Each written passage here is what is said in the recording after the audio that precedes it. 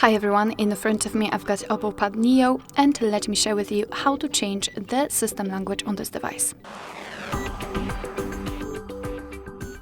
So let's start with opening the settings, and in this left section we have to scroll down to find additional settings. Now let's tap on language and region, so the second option, and here we've got the list of all kind of currently applied languages, so this is the shortcut of a very long list of languages.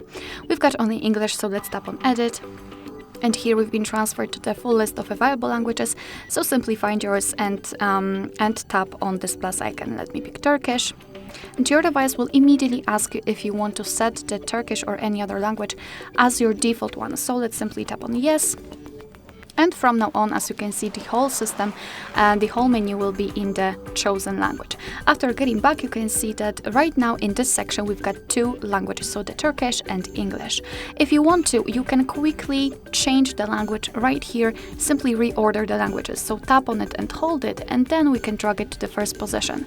Your device will ask you if you want to change it, so just tap on change, obviously.